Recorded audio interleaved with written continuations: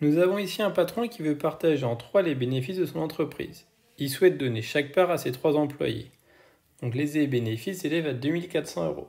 Le cas numéro 1, c'est de faire le partage équitable. On va diviser la somme entre les 3 employés.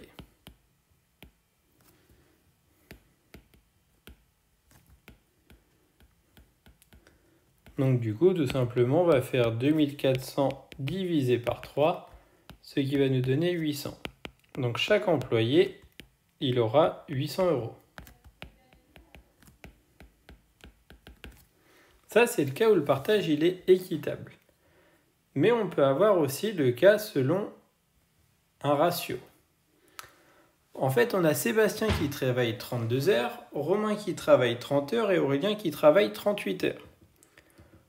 Donc, le patron se dit, je ne vais pas donner la même somme à tout le monde, puisque, par exemple, Aurélien travaille plus que Romain.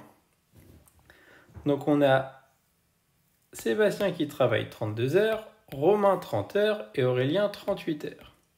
Ce qui nous fait en tout, à eux trois, 100 heures de travail. Les 100 heures de travail vont représenter la somme de 2400 €. Nous, on va chercher pour Sébastien, pour Romain et pour Aurélien, combien on doit leur donner en euros. Donc ce qu'on peut faire, c'est chercher la méthode du coefficient de proportionnalité. On va chercher 100 fois combien me donne 2400. Donc pour trouver le nombre qui nous manque, on va faire 2400 divisé par 100. Le résultat va au numérateur et le nombre par lequel je multiplie au dénominateur. J'ai donc un coefficient de proportionnalité de 24, ou alors je vais utiliser le produit en croix. Je vais faire pour Aurélien 38 heures de travail fois les 2400 € divisé par les 100 heures de travail, ce qui va nous donner 912. Pour Romain, je vais faire 30 fois 2400 divisé par 100, 720. Et pour Sébastien, 32 fois 2400 divisé par 100, ce qui va me donner 768. Donc ce qu'on vérifie, c'est que lorsque je vais faire 912 pour Aurélien, plus 720 pour Romain, plus 768 € pour Sébastien, je retombe bien sur les 2400 €.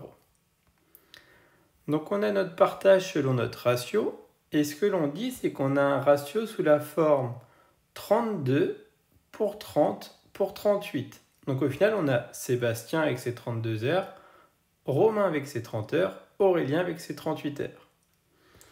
Et si on regarde cette dernière ligne, on a 768 divisé par 32. Donc les 768 € de Sébastien divisé par ses 32 heures nous amène à 24. Les 720 € de Romain divisé par ses 30 heures nous ramènent bien à 24. Et pareil pour Aurélien. Et ce 24, c'est bien sûr notre coefficient de proportionnalité trouvé au-dessus.